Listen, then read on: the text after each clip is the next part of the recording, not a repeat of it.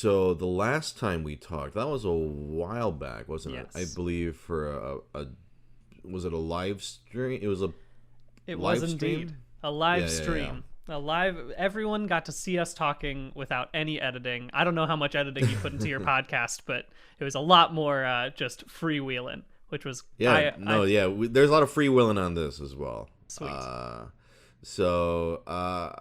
you been? Good, honestly, not too bad. I just quit my job, which is always a fun thing to do during a pandemic. But otherwise, I'd say that my life is pretty much the same as it's been the last time I talked to you.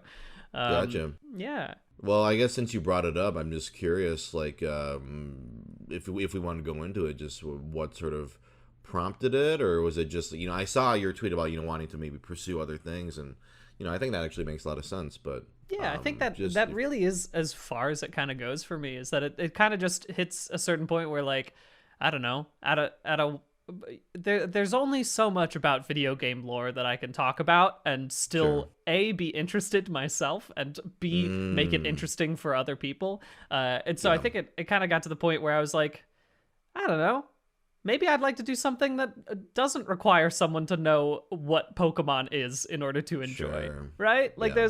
it's all very similar, I guess, where, like, all creative stuff refers to other things that have been made, regardless of whether or not regardless of whether you want it to or not. But, like, Yeah. I think there's a certain point that also just tying your entire livelihood to something that someone else has created does cause some problems every now and again. Like, depending on, I don't know if you know this, but some video game companies are not very good.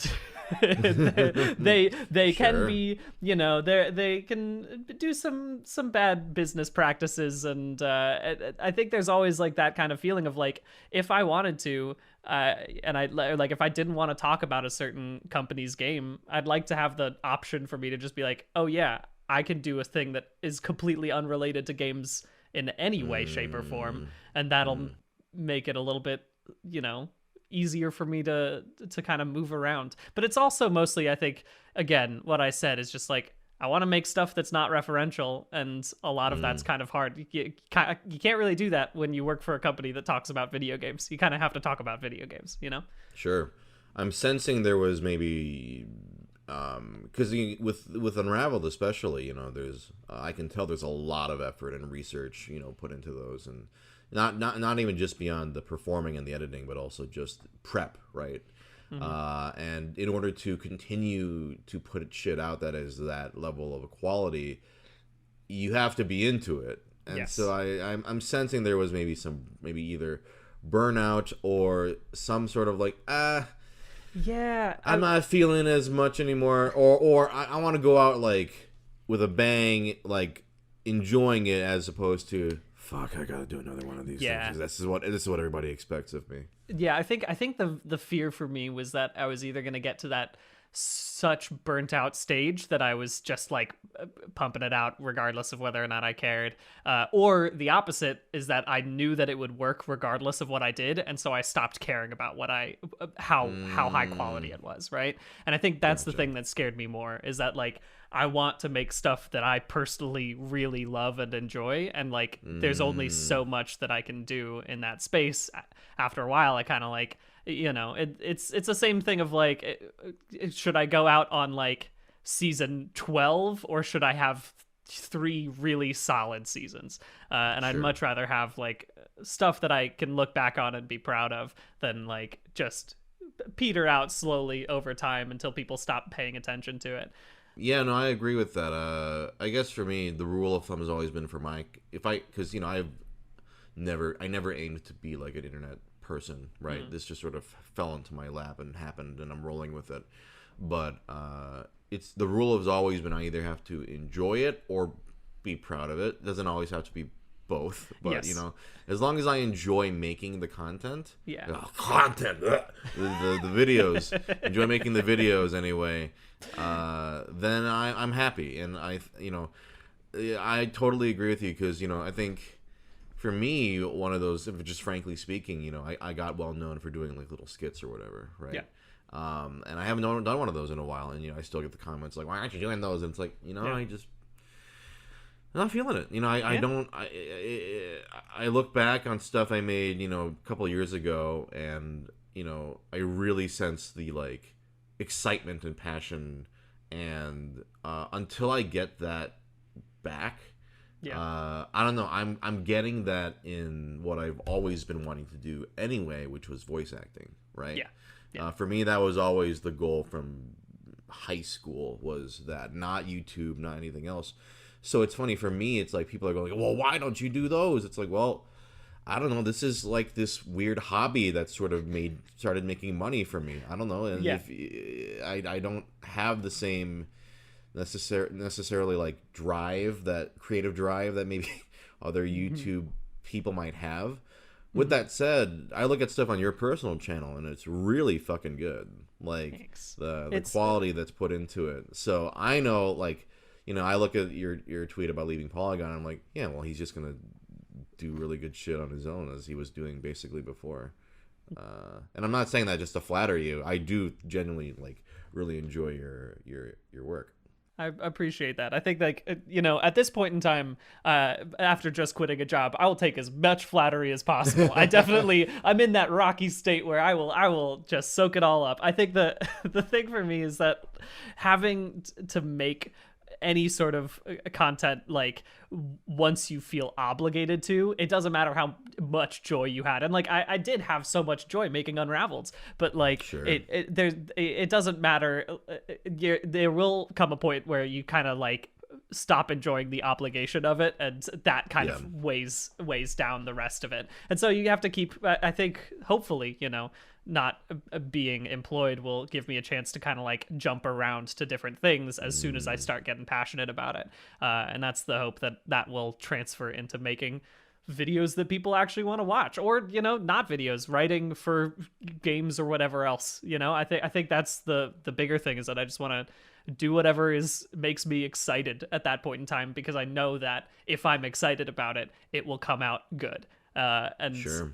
Yeah, I think like the beauty, I think there was a certain point also with especially the Halo Unraveled, was that since I had spent a year reading books for it, and then I put it out, and then I was like, shit, do I have to spend a year making the rest of these videos? Like, once I've put that bar there, it suddenly becomes like do I have to keep getting wilder than this in order to keep making it work? And at that point I was like, maybe I should scale it back and like figure out what it is that I enjoy in actually making videos, and then hope to just follow that from here on out.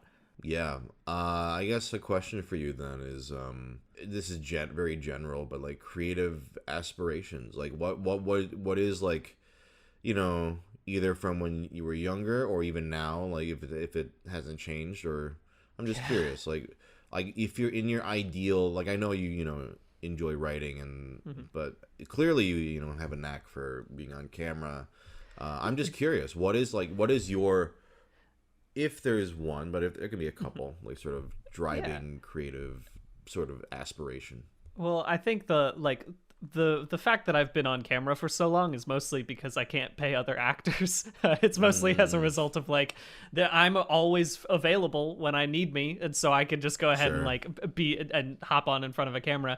And so like I think like for me it would be great to like perfect world aspirations. I'd love to make some sort of show, like a television show, whether or not that's like an animation or whatever. Like I'd love to be involved in that in some way, just because I think like that sort of serial storytelling is so much easier for me to wrap my head around, like being able to build a thing that's like 30 minutes of like a solid story, and then being able to weave that into something bigger over time. Like movies, I'd love to, if I could make a movie, sure, I'm not gonna say no to that, but like for me, I think it's always been like I want to write something that people can like tune into and like really follow over the course of a season or whatever.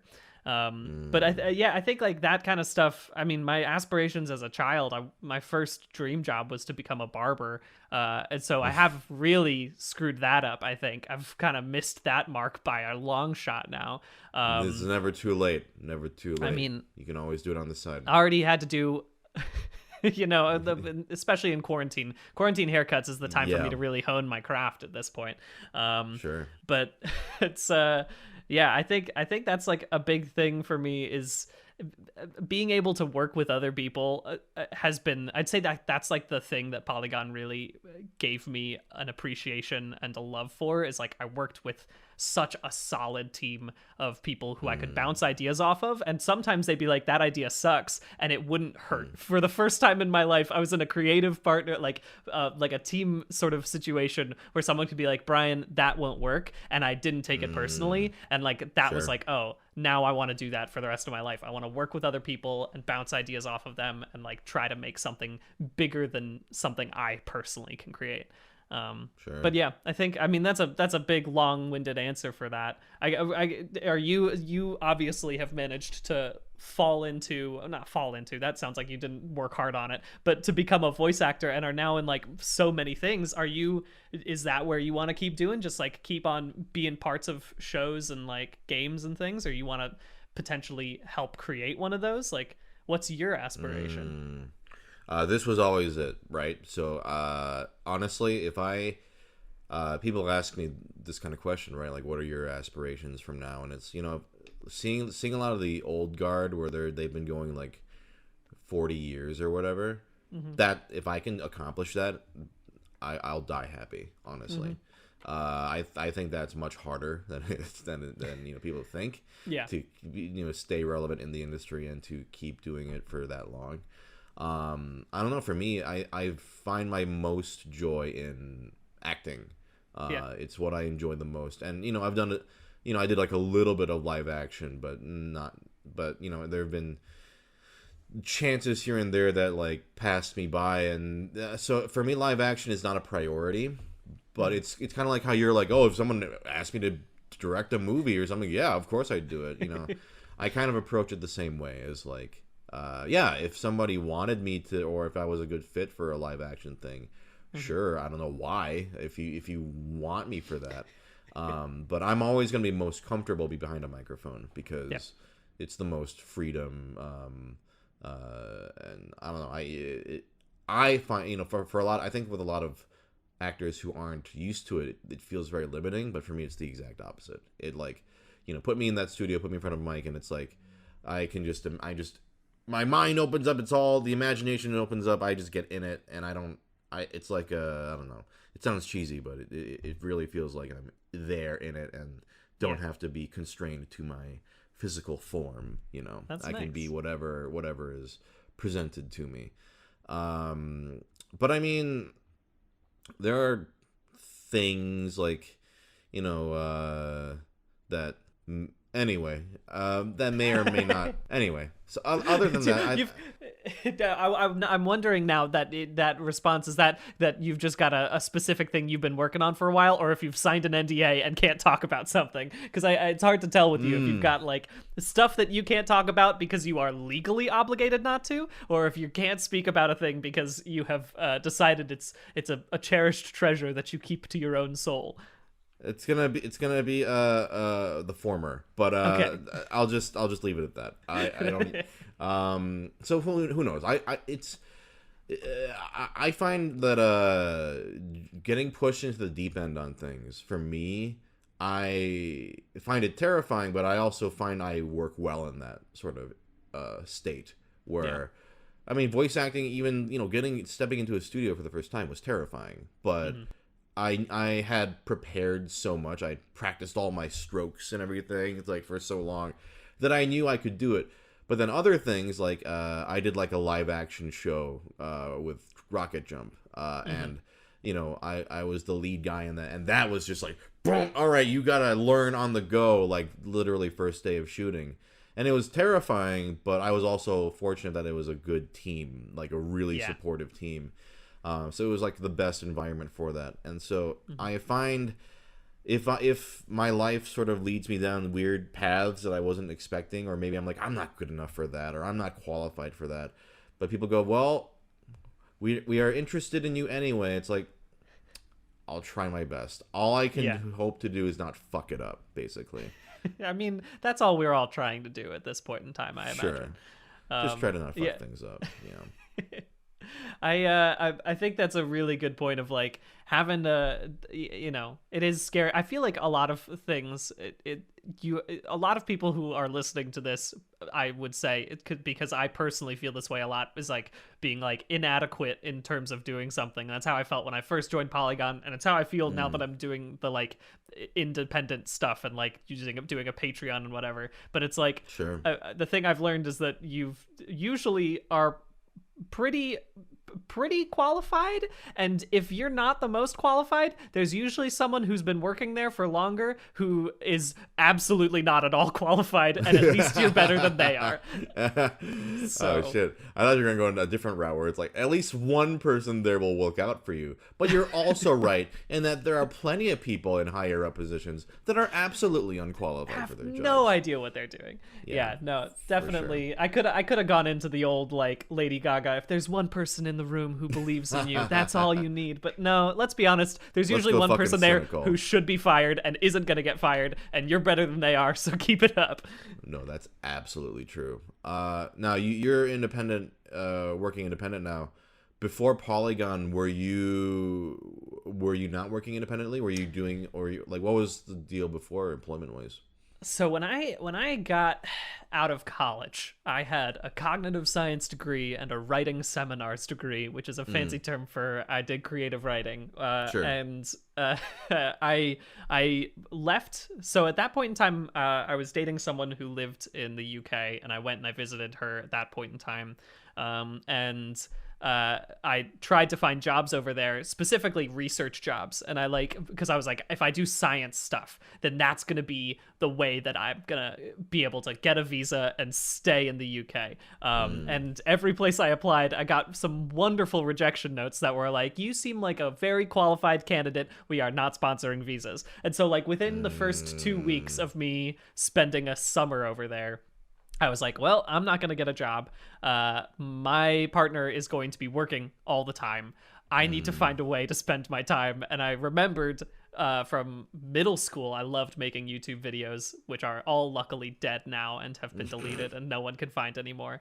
Sure. But I was like, you know what, maybe I'll like try to get back into video editing. And so I gave myself the thing of like learn a new thing about Premiere every week by making a 10-second video and putting it up on YouTube. And so I did that for the first, 2 months of me leaving college, and I found like a little bit of success. I got up to like 14,000 subscribers or whatever, but like that's not enough to survive. Sure. And so I moved back to Baltimore, got the most terrible job I have ever had in my whole life, where I was a copy editor for a financial publication, which is a very, I am overstating it when I call it a financial publication. It was basically just like a predatory newsletter. Have you ever been on like websites like Yahoo, websites that should have been dead a long time ago, and like the ad banners are like, did the president just give every American $5,000? And like obviously trying to get, grandma who is not very internet literate to click on it, and then they click on it and it's like, subscribe to this newsletter for $5 a month and we'll tell you about maybe some stocks. And then you subscribe and they're like, why don't you subscribe to the $40 a month one and we'll give you more stocks? And like, I was the copy editor for that, and it was just soul crushing.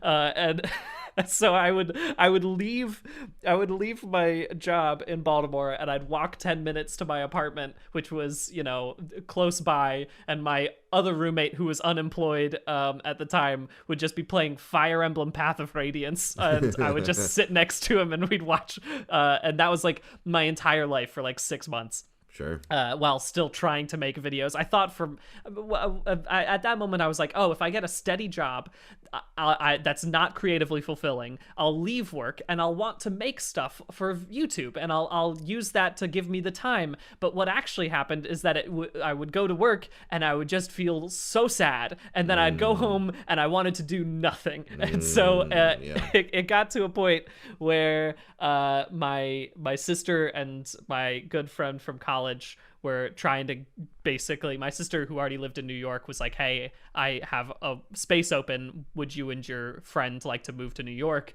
And I was like, yeah, I'll quit my job, I have enough in savings, I'll try my best.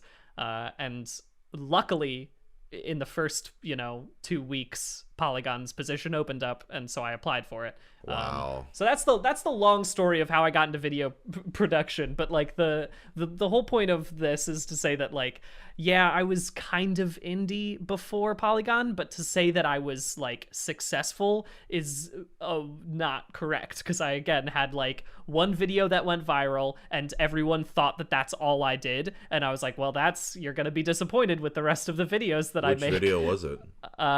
It's called Best Comeback Ever, and it's literally just a 11-second joke where I have a goofy laugh at the end, and like people thought it was real 100% who I actually was, which is good for the internet, but it was also like, that being said, I still stand by that that's the best crafted joke I've ever made, but I will never do anything like that ever again now that I've seen what it does. Sure. But it's, that like I thanks to that viral video, I got $250, which paid for my Adobe Premiere license for the year. And so nice. That was the kind of money I was making before I got a job. Sure. So I was definitely not succeeding as an independent creator before that. Gotcha. Now, obviously, for applying for something like Polygon, I assume must have had a history with video games in your youth then. Yes. I mean, I just want to know, like, to what extent? Like, were you, really, really into games or what? Yeah, I was very into games, but I also grew up in a house where, like, my mom, we had like limited TV time. Like, she would be like, no watching TV on weekdays, like, or weeknights, I guess. Okay. And no playing games. And then on the weekends, you could play games for like an hour a day, but then you'd have to go play outside and everything. Which, Gotcha. I mean, I am thankful for, but I think it backfired a little bit in that, like, it suddenly, instead of making me care less about video games, it put video games on an altar for me. That was like the most cherished, perfect thing in the world. And so, like, I grew up with all Nintendo stuff, but it would always be like a weird thing, because technically, so I have two siblings, and so every time we all each could technically have 1 hour of gaming time on the weekends. And so sometimes I would be like, hey, Mom, is it okay if I give Pat my hour so he can play Wind Waker for 2 hours and I can watch him get further in it? Wow. Because I was not good at gaming. He's 6 years older than me, so I would just let him do all the hard stuff. Sure. So yeah, it was like rations. Like it was basically just like the Great Depression of video games in my household, where we had to make sure every bone was used. We made big video game stew in order to keep us alive. It also was great because this was at the same time that, like, internet video game content started becoming an actual thing. And my mom, I guess, didn't fully understand what the internet was at a time, like where my mom and dad just didn't realize that I could be on the computer and to just be reading about Zelda as opposed to playing Zelda. Sure. So that's how I got a lot of it's probably how I started getting way too into fan wikis, honestly. Okay. Hung out a lot on the Nintendo forums back when those existed. Wow. I mean, my history with Nintendo forums, right? Or maybe not. I've just through your podcast learned that you did Mario fanfic. Yes. So, was that on the Nintendo forums? Not on the Nintendo forums. Separate forums, actually. Nintendo. I'd be surprised if they sanctioned that. They absolutely would not, especially with the kind of stuff I was writing. But Now here's a question then. So then, did that apply? Like, let's say you go to a friend's house. Is that like? Yes.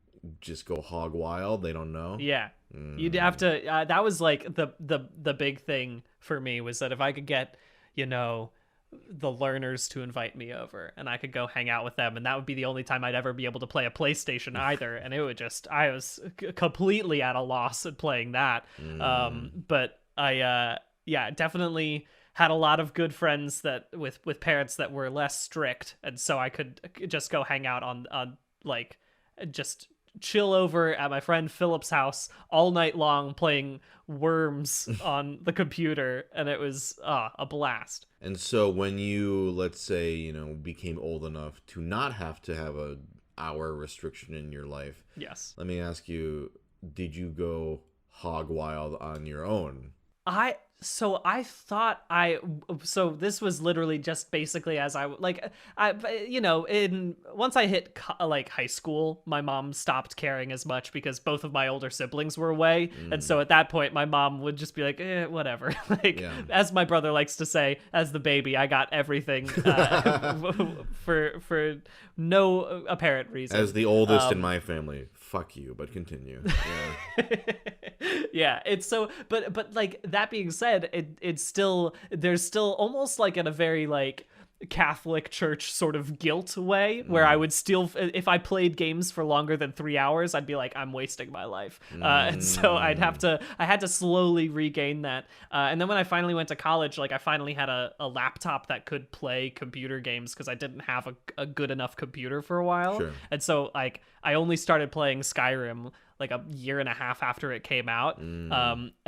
But the problem was that I also started college at the same time, and so I had to study and not be playing games as much. But yeah, that was a big thing for like the summer of during college, is that like I would just hang out in my basement playing games basically all day long, which is probably not the best thing for me, but maybe that's just again the guilt speaking from former experience. Sure. Was there, because I have other friends who've like kind of had a similar experience. Either they had like a limited amount of video games or whatever, and then when they grew up, they had this sort of catch up period of like, okay, now that I have access to all these games, I'm just gonna go play like all these games I missed out on. Was it that for you, or was it more focused on just what was coming out at the time, like new stuff, or was it both?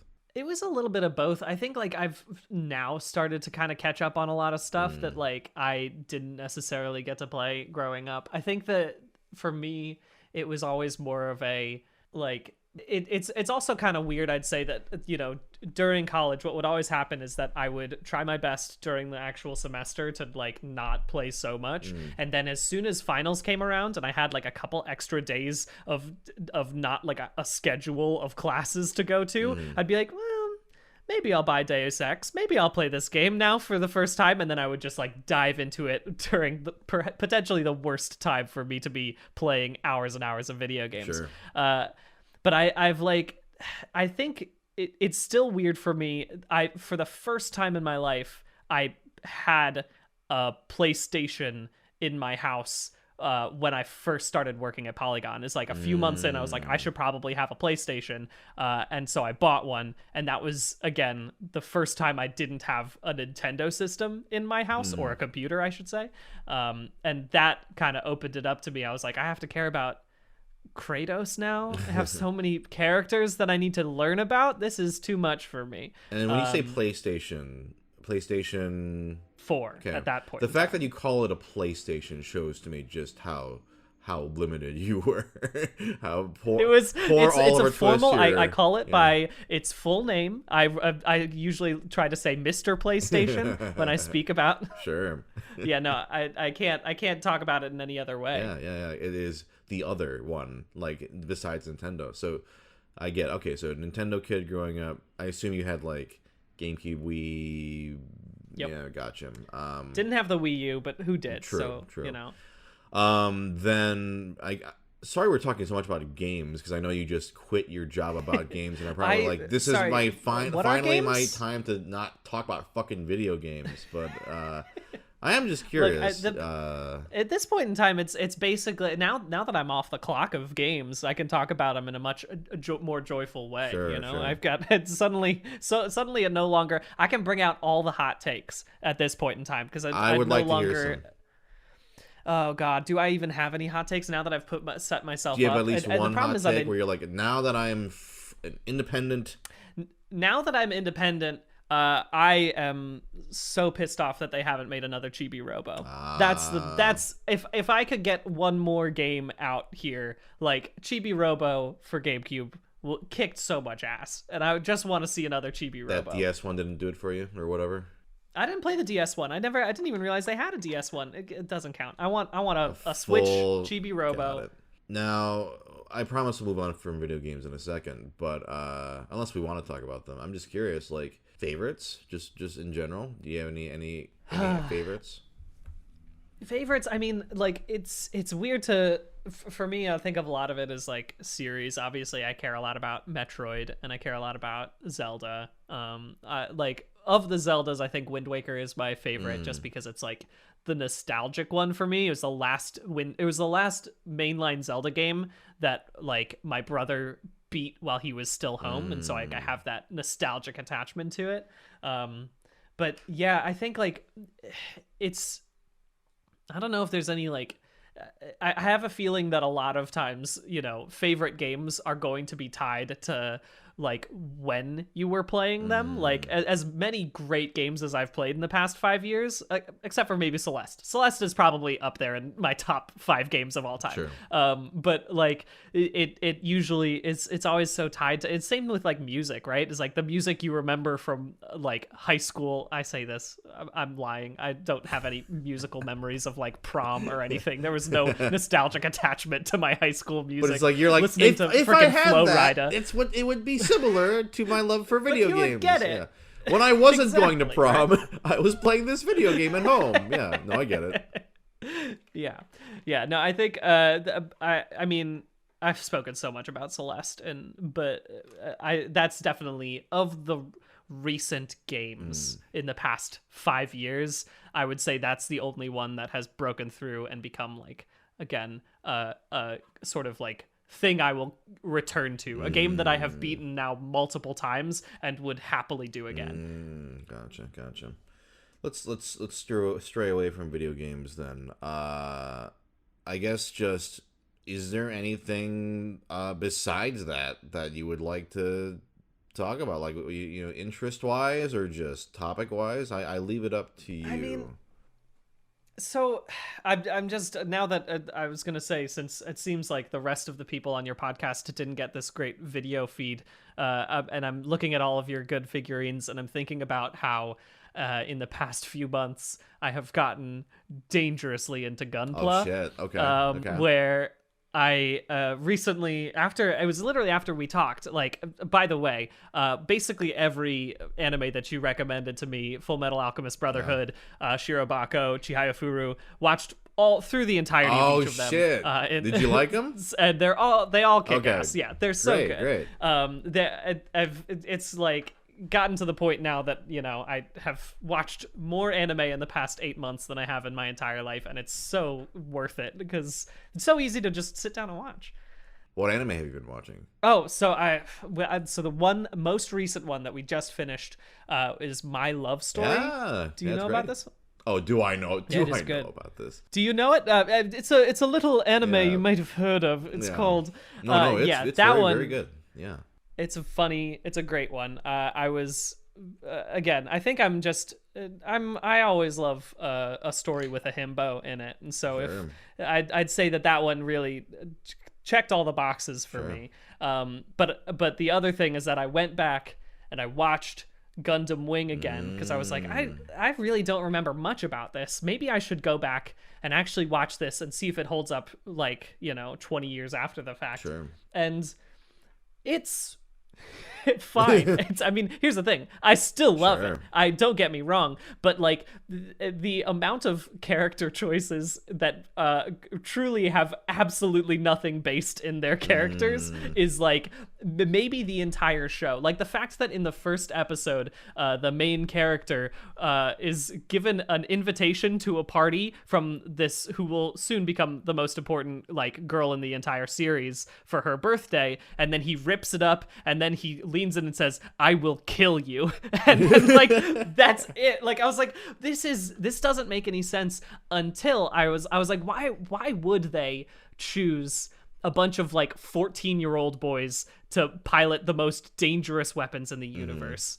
and why, like, and then I thought about it for more, and I was like, well, 14-year-old boys are the most like violently like ready to rumble at all times, don't give a shit about anything, think that they're invincible. So of course they would go with like teenage boys, and of course that like these ridiculous things that they're saying kind of make a little bit more sense when I put it into that context. Sure. But that being said, there was definitely a certain point where I was watching Gundam Wing, and I was like, I kind of gotta tune out the truly bonkers story and just enjoy the big robots for a little bit. And Gunpla is the main stuff you've been buying then, in figure wise. Yes, yeah, it's been that mostly. I just because I love to build them. I love the tactile. It's like a great way.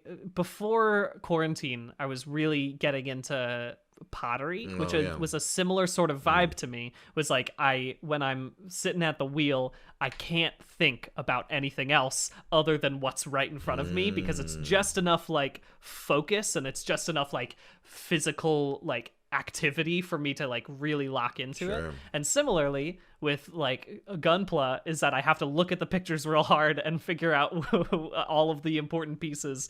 It's just fancy Bionicle, and anything that reminds me of Bionicle I'm gonna be into. Do you like paint them like custom or do anything special with them? Or I'm dangerously close to that. I've left a steady job and decided to get into the most expensive hobby in the fucking world. But it's like I think I'm maybe a month or two away from doing custom paint jobs or like kit bashes or like buying plastic materials so I can build my own parts for the things. Shit. I saw a custom job online of the Gundam called Tall Geese, and you don't need to worry about all of this nonsense. It doesn't really make sense, or it's not important to the story. What's important is that the custom job changed it to Y'all Geese and then made it a giant cowboy robot. And I was like, oh, I want to make something like that. Oh, it's so good. And it's also great because it's a hobby I can't monetize in literally any way whatsoever. You sure you don't want to stream it? You don't want to stream your Gunpla? I've watched an embarrassing amount of Gunpla YouTubers now that are really good that I will never be as good as, and so it feels really solid for me to be like, I can leave that to them and I can just enjoy my Gunpla on my own time and it'll be good. I mean, you're independent now. Maybe this is the time to become the next big Gunpla star. You know. At least then I could expense it on my taxes, right? Like, and then I have a right. Then I have an excuse when I like see my relatives and I'll be like, yes, I did spend thousands of dollars on large robots, but it was for a purpose. Exactly. I want to go back to anime. I'm very now. Please. Because I know when we last talked, you didn't watch that much. Now, is it? How are you finding anime to watch? Like recommendations or what? I've been trying to. A lot of it has been through like recommendations. It's now kind of gotten to the point where I'm digging through old stuff or like lists on the internet as well. Sometimes it'll just literally be like, this anime has a pretty cover or like a pretty cover art on the streaming service I'm on, and I'll click on it, and if it works, it works. And there have been maybe like 4 or 5 series that we have just like clicked on because I was like, oh, that's pretty looking, and then we watch it and we're like, this is terrible. I do not want to watch this anymore. Oh God. Can you name one? Can I name one? It was the one I can think of. It was fine. Oh shoot. What? Literally give me like 2 seconds to Google this because I'm sure I could find it. And I don't have any attachment to it, and I also don't know anything about the fandom, so I don't feel uncomfortable saying I didn't like it because I don't know what I'm getting myself into. Watches, it's like my favorite anime of all time. Which I would, because you watched Chiafura already. That one is astoundingly good, and it feels weird to say like I haven't watched many quote unquote sports anime, and it's not necessarily a sports anime, but it is a sports anime for sure, right? So like it's just so good. Did you watch all 3 seasons? Yes, I'm fully caught up now. Shit. I Yo, am you on really there dove in. with Nice. Yeah, 100%. Did that in like less than a month. We just I think I told you when I recommended, I was like, everyone I recommended this to, it's never failed. I've never had somebody go, Yeah, No, everyone goes, it's my new favorite thing in the entire world. Like, Yeah. I would die for these kids. Yeah. absolutely. I think that's the one thing, like, more so than any other, like, really any like Western prestige TV. The thing that I wish more like live action shows would do that anime does so well is make me 100% invested in the characters from the first episod, because like that was how it was with Chihaya Furu. It was like I watched these kids again first episode and I was like, I would do anything for these characters, and I love them all and I want all of them to succeed, and like that's such a powerful thing and made me want to keep watching the rest of the series. Sure. It's so good. You have this shitty anime Googled? I'm literally checking right now. You might have to cut like a minute or two I'm of leaving me. I'm leaving all this in. I will say I'll prep you for the next thing, because I just want to know what else you've been watching, because I love hearing about when somebody who hasn't seen a lot of anime starts watching a lot of it, or more. I have a friend who, like, we've been watching stuff over Discord, and he was just like, yeah, I just kind of watched like Dragon Ball and One Piece or whatever, but I never really watched a lot of other stuff. But now he's been exposed to so many shows. I'm just curious what you, because I actually haven't really dived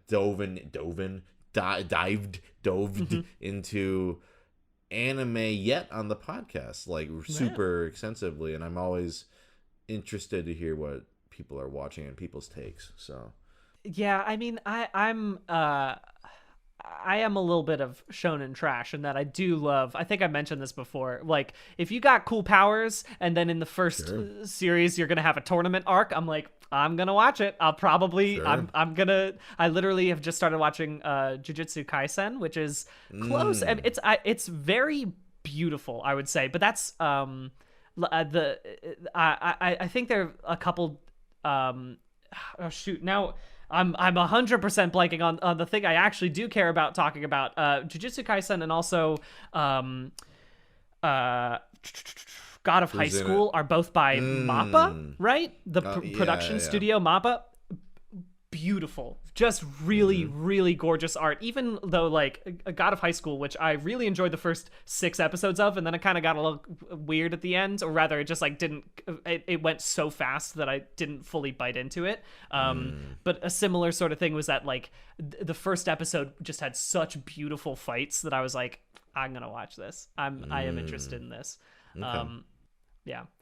But I'd say that's an obvious thing for me, is that I do love cool powers a lot. But I also like, I mean, it seems strange though, because like, again, when watching Chihaya Furu was not at all about that. But I think it tends to be about like, if I watch the first episode and the characters are interesting and also like not total assholes, I will enjoy that thing a lot more.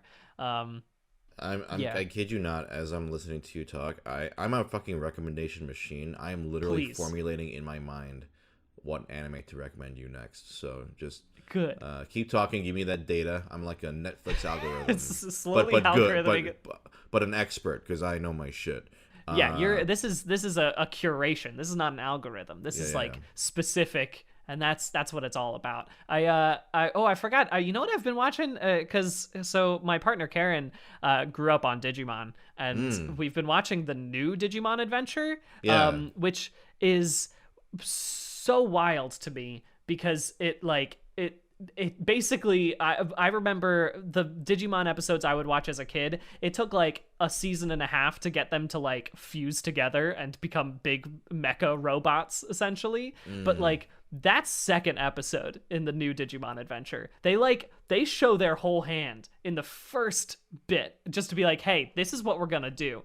Get ready for it. Buckle up. And I was amazed by that. I can't believe that Digimon would go so hard so quickly. We've kind of stopped watching it now that we've enjoyed the first like 20 episodes or whatever. But Gotcha.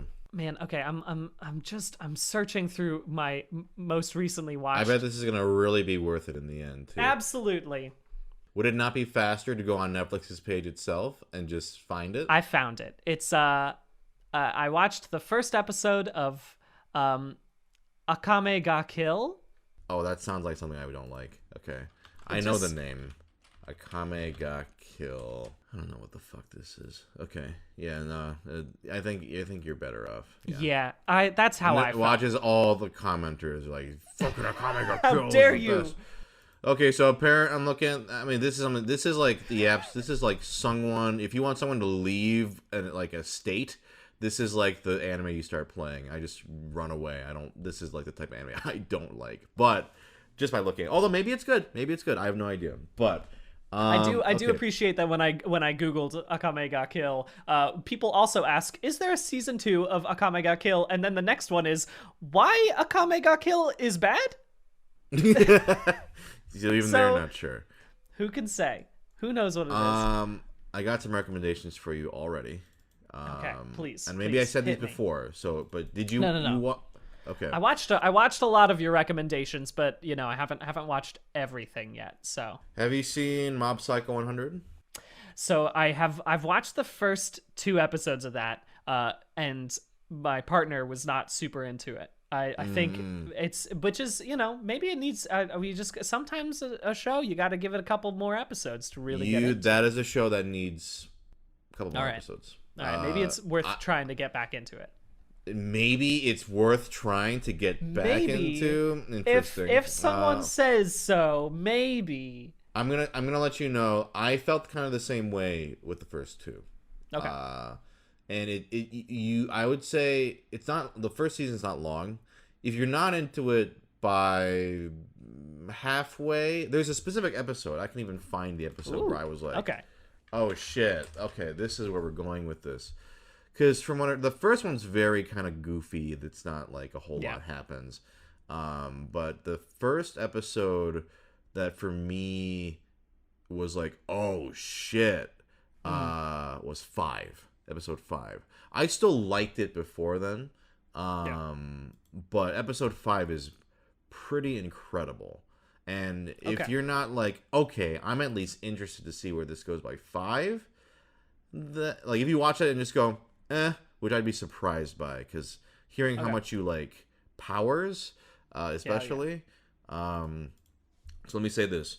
A lot of people I know have that same feeling about Mob Psycho in the beginning, where it's it's kind of slow. I don't really. It's weird. I don't really get it. I will tell you, I'm pretty sure you will like it by the end. If your partner's not into it, just watch it on your own. Unless you only watch stuff with your partner, which is fine. But I would say go watch up to 5, watch the rest because you'll probably like it by then. And then season 2, fucking incredible. It is. That one from episode 1 to end is nonstop amazing. Nice. So just do a little bit of like, eat your vegetables, and then you'll be rewarded on that one. So Mob Psycho. Did I recommend you Silver Spoon? I don't believe so. Do you know what it is? New. No, I don't. Well, if you liked FMA, Silver Spoon is by the same mangaka. It's a farming school anime. It's about a kid who he leaves the pressure of city high school, life. He's like, you know what? Fuck all this. I hate this. I'm gonna go to a farm school where I don't know anybody, and I don't know anything about farming. And he goes and learns about farming, and it is beautiful, hilarious, like wonderful characters. Just amazing. It's one of my top 10. If you liked Chiayofuru and you liked FMA, immediately I'm like, Silver Spoon.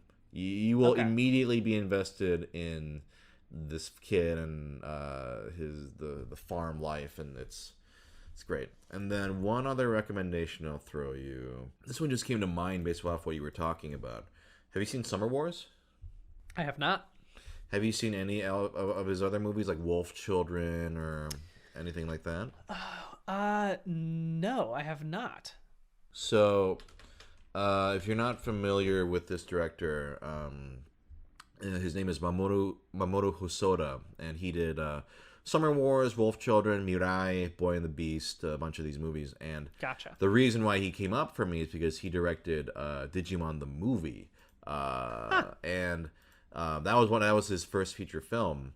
And Summer Wars is, I haven't actually seen the Digimon film, but I hear Summer Wars is pretty much his original take on the Digimon movie. Just like, I'm gonna do that movie again, but with original characters, and it's great. That's amazing. So if you like Digimon and you want to see something that has a similar, I'm not gonna say similar vibe, because I'm not gonna lie, this is way better than Digimon, and I like Digimon, but like Summer Wars is fantastic. It's like, imagine Digimon combined with like eccentric family reunion, Little Miss Sunshiny kind of like, like all these relatives coming together sort of vibe.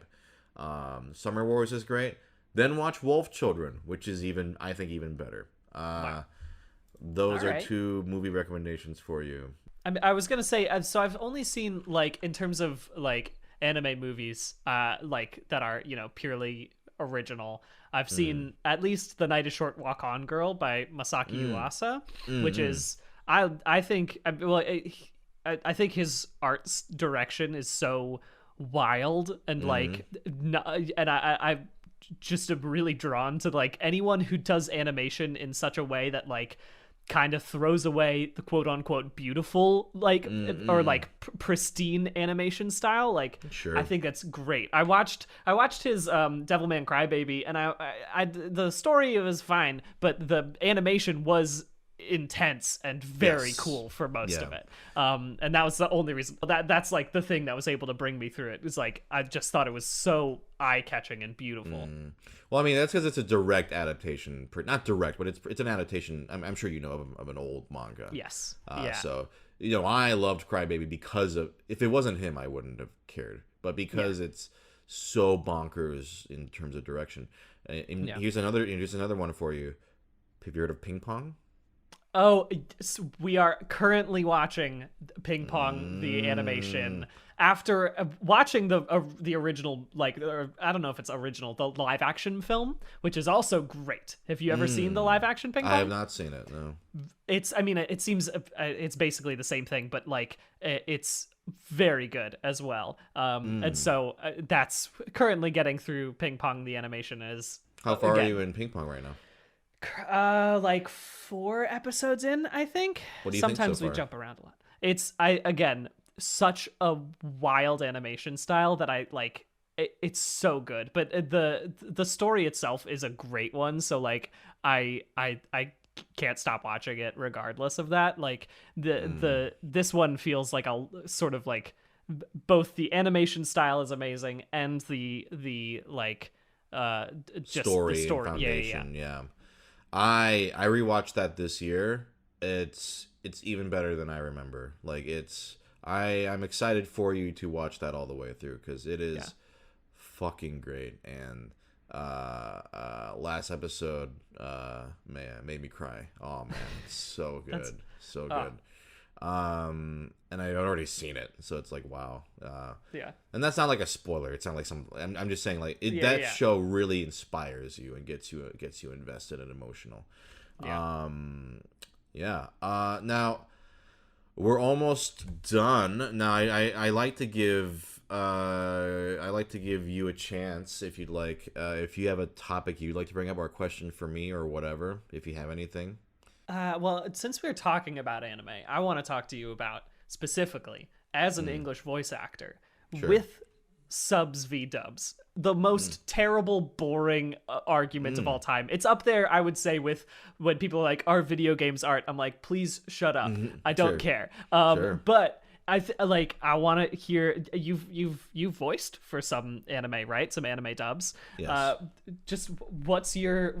I'd love to hear you talk about it, because I feel like you have such a much more interesting perspective on it as someone who does that while also absolutely adoring the medium, essentially. Sure. For me, that question, like, in terms of what do I prefer? Oh, I mean, I personally, whenever I watch an anime, it's usually subbed. But that's one because I'm actually a huge nerd when it comes to seiyuu Japanese voice actors. Like, Okay. I have like an encyclopedic knowledge of them. Like, if I hear a character talk, like we'll be watching an anime, and one of my friends will be like, "Hey, who is that?" I'm like, "Oh, that's so and so. You know them as this," and they're like, "Oh, thanks." Like I can I can do that. Or I mean, it's interesting because I did that with '90s, 2000s cartoons as well. Like, Hmm. and that's kind of how I got interested in voice acting. Even before I knew I could, even before I had any interest in doing it myself, I had an interest in voice actors. Just like, Yeah. oh, that's Jeff Bennett, that's Tom Kenny, that's Jennifer Hale. I can hear it. Like, whenever people say like, I'm getting a little sidetracked here, but whenever people Please. say like, oh, I hear that person. Oh, that's you, or like I can hear that's Steve Bloom, or that's so and so. I can hear it. For me, I'm like, yeah, who cares? I can hear that all the time. Like for me, it does not detract from the No. performance or experience at all. Like I think people being like, yeah, I recognize. Oh, that's so and so. It's like, yeah, because it's them playing a character. Like even if a voice actor is doing a completely out there voice that doesn't sound like their speaking voice, Yeah. I have an ear for recognizing it because that's just how I'm wired, I guess. And for me, it's a great thing. I love Yeah. hearing what people do, and it's the same thing for Seiyu. Like a lot of Seiyu, I can hear their voice and go, "Oh, I know exactly who that is," and oh, okay. Like so, for me, there's that personal investment in subs, right? Where I just love Japanese voice actors. In fact, I don't get starstruck very easily, but the very few times where I've gotten to meet Japanese voice actors at cons, Yeah. I'm nervous. I'm just like, please, I am not worthy, that sort of thing. Yeah. So there's that for subs. Now, do I think that one is better than the other? I would say my personal thing is I usually, if I watch something, I like to see the original version of it. That's Yeah. usually my personal thing on it. But I also genuinely think dubs have gotten so much better. Are there still bad dubs? Yes, Yeah. absolutely. But I think a great dub is one that sort of takes the script and uh, there's this whole thing of between what's the do people want direct translation or do they want an actual good localization, right? And I think the best is when you take the words of the original and make it feel natural in English, right? As opposed to just a direct plop it into the lip flaps and just leave it at that. So for me, if you can give it the same exact intention and spirit of the original but still make it sound natural and the acting is good, there are plenty of dubs like that. Like it's not just because I'm in it, but I think Agretsuko, I don't know if you're Hmm. familiar, but Yeah. has a fantastic dub. Like not just performance wise from the cast, but just I think Patrick Seitz, who directed and did the script, like has a really good sense for that, for like making it sound natural without betraying like the original. Yeah. So it's interesting though because sometimes with video games, I will play the dub. Like Fire Emblem, I play the English. Yeah. And in some cases, it'll be like with anime, it's almost not almost. It's always subbed. I watch it subbed. Then maybe I'll watch it dubbed if I like am curious. Yeah. But with video games, I actually will compare the casts. I'll compare like who's in this, who's in this. Okay, and then sometimes if they let you switch between them at will, the Yeah. first hour of the game is me. Okay, I'm gonna start in English or start in Japanese. Okay, I'm gonna play some in English and hear how that sounds.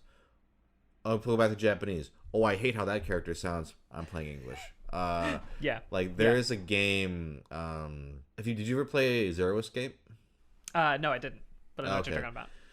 Virtue's Last Reward has a great English dub, but also I cannot stand the main character, not main character, the main girl's voice in the Japanese. I do not like her acting at all.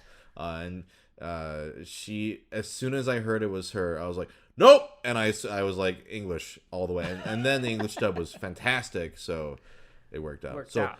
as far as like what's better, it's to me such a stupid question because Yeah. I think it's there is no better. It's like it's just a matter of preference, right? Like, do you Yeah. like hearing the original? I like hearing the original. Do I think that some dubs can be better than the source material? Absolutely. Some dubs absolutely elevate pretty shitty material. But I think it's just like asking, and going back to a previous conversation, what is better, Nintendo or Sony? It's like Yeah. there's no there's no objective answer to that. Right, It's like yeah. it's your preference, and Exactly. I think there's strong arguments for either. But that's my take on it. Is I usually watch stuff subbed, play. It'll depend, and dubs have gotten a lot better. That's usually what I tell people. Yeah, I mean, like, for me, I think a lot of what is good about dubs is like it'll bring in people who might have otherwise not watched, and like, you know, that's not, I think like the gatekeepery feeling of like you can only watch this subbed or else you're not a true fan is like the worst thing to me, is like when, because Exactly. you're basically cutting out a bunch of people who would enjoy it otherwise, right? Right. Like, of course the people who make a thing want as many people to enjoy it as possible, Sure. and so I think like that's all like legitimate stuff, but I definitely agree with you in terms of specifically video games. Being able to swap between it is something I have done a few times as well, where like I'm literally just currently, my partner is now playing Nier Automata for the first time, and played through it for the first hour on English, and we're like, nah, let's switch it to Japanese like immediately. Like, it's so much better now. Gotcha. But yeah, it's a great thing, great way to switch it up sometimes. Sure. I had one last question. Yeah. You like you're a bitch for shonen, which is good and all.